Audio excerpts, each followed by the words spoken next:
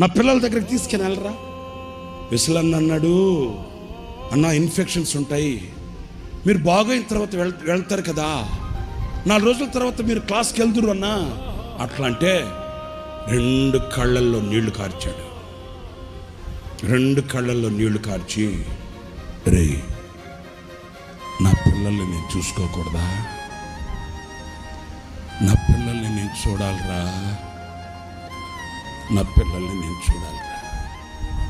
ఆయన కళ్ళల్లో నీళ్లు చూడగానే ఏం చేయాలో అర్థం కాక ఆయన మంచాన్ని అట్లాగే బయటకు పట్టుకొచ్చేసి బైబిల్ సెమినార్కి తీసుకెళ్ళి, ఆ బైబిల్ సెమినార్ పిల్లలకి కనబడేటట్లు మంచాన్ని ఇట్లా ఏటవాలుగా పెడితే మైక్ కూడా పట్టుకోలేని పరిస్థితుల్లో మేము ఒకరు మైక్ చేతి దగ్గర పట్టుకుంటే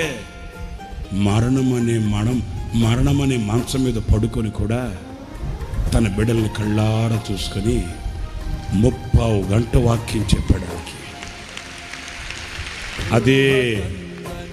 అదే ఆయన చివరి సందేశం. త్రిత్వాన్ని గురించి 30 గంట నోట్లో మాట పెగలట్లే. శక్తిని కూడగట్టుకుంటాడు, శరీరంలో ఉన్న బలాన్ని కూర్చుకుంటాడు. 30 గంట.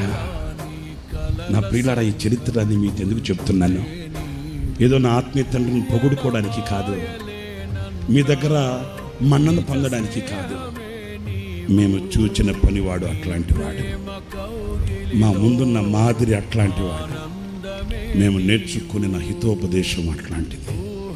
ఈనాటికి దేవుడు మాకు ఇచ్చిన కృపని తలంచుకుంటూ, దేవుడు మాకు ఇచ్చిన కృపని ఆధారం చేసుకొని, దేవుడు మాకు ఇచ్చినటువంటి బలాన్ని కూడగట్టుకొని, ఆ తండ్రి అడుగు జాడలను చూస్తూ, దేవుడు మాకు ఇచ్చిన ఈ పరిచర్యని భుజస్కంధాల మీద పెట్టుకొని బాధ్యతతో భారంతో ముందుకు వెళుతున్నాం.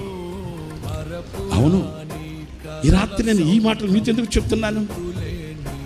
ఆ నమ్మకమైన పనివాని మీద కుమ్మరించబడిన అభిషేకమే ఈ రాత్రి మీ అందరి మీద కుమ్మరించబడును గాక. ఆ నమ్మకమైన పనివాని మీద కుమ్మరించబడిన అభిషేకమే ఈ రాత్రి మిమ్మల్ని అందరిని త్రాకును గాక. ఆ నమ్మకమైన పనివాని మీద కుమ్మరించబడిన అభిషేకమే నీ తరికి చేరుగాక, నీ తల మీద కొంచుగాక. అభిషేకించుగా.